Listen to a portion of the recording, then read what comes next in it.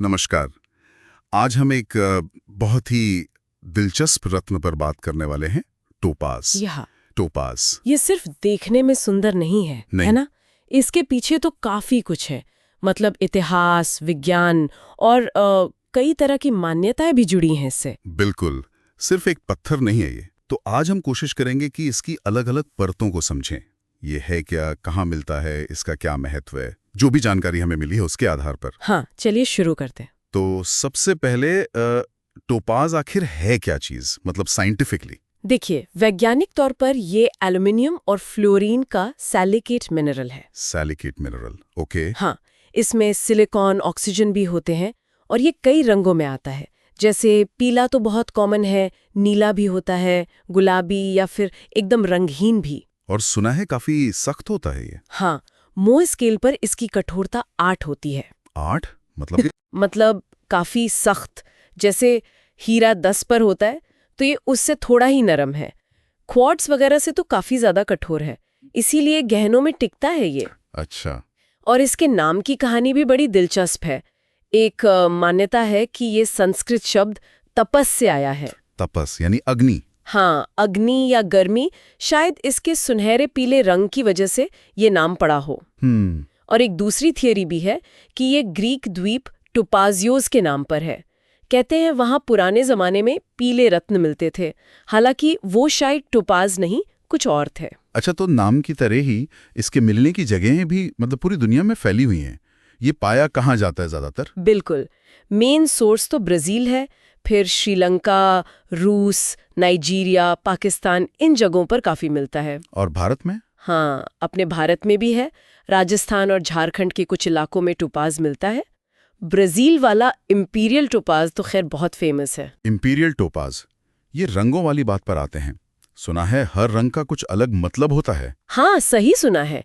रंगों के हिसाब से इसके मायने बदल जाते हैं। जैसे नीला टोपाज है। हाँ, नीला तो आजकल बहुत दिखता है। हाँ, बहुत पॉपुलर है। इसे शांति, स्पष्ट सोच, कम्युनिकेशन से जोड़ते हैं।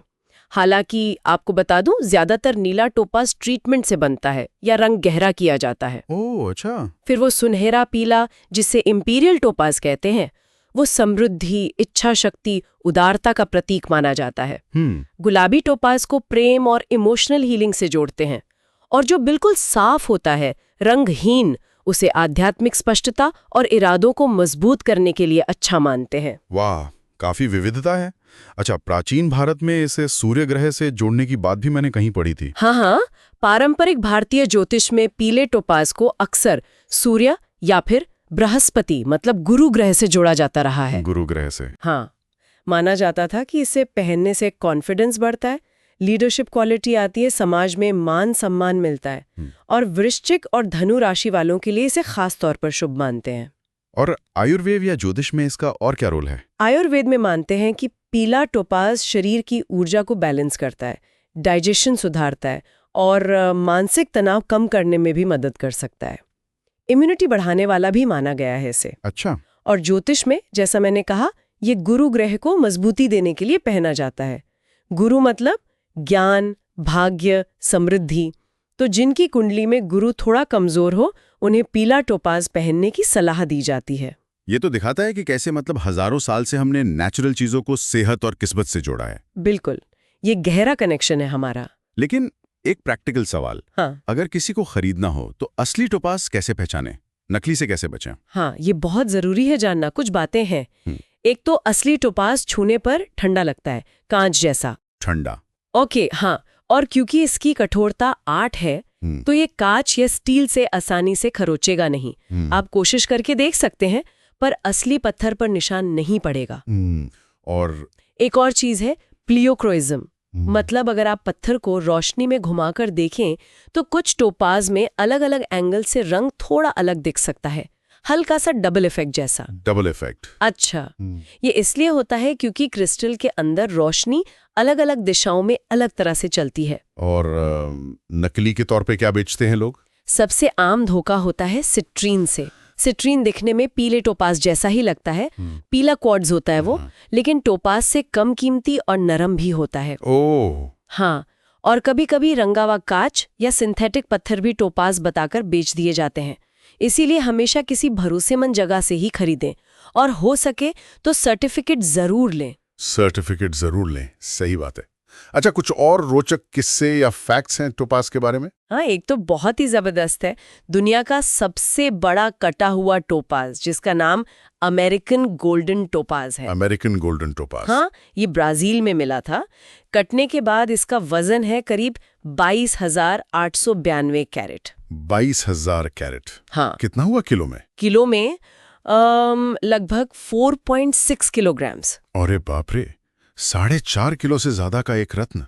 कहाँ है ये? ये वॉशिंगटन डीसी में स्मिथसोनियन म्यूजियम में रखा है। कमाल है। और वो टेक्सास वाली बात क्या है? नीला टोपाज वहाँ का स्टेट रत्न है? हाँ, बिल्कुल सही। टेक्सास में नेचुरली हल्का नीला टोपाज मिलता है, तो 1969 में उसे टेक्सास का ऑफिशियल स्टेट रत्न घोषित किया गया था। अच्छा, ये भी एक मजेदार बात है। हाँ, दिखाता है कि लोकल लेवल पे भी रत्नों का कितना महत्व हो सकता है। तो आज की इस पूरी बातचीत से ये तो साफ है कि टोपाज भाई सिर्फ एक चमकता हुआ पत्थर नहीं है। इसमें विज्ञान है, इतिहास है, अलग अलग संस्कृतियों की सोच है, भूगोल भी है। बिल्कुल, ये सब मिलकर इसे वाकई एक खास रत्न बनाते हैं। सही कहा। और ये हमें सोचने पर भी मजबूर करता है ना, कि कैसे एक खनिज जो धरती के नीचे बनता है वो इंसानी दुनिया में आकर इतने अलग अलग मतलब पा लेता है। कभी विज्ञानों से परखता है, कभी आस्था उसे पूछती है, कभी बस उसकी सुंदरता ही काफी होती है। ये प्राकृतिक दुनिया के साथ हमारे रिश्ते के बारे में क्या कहता है?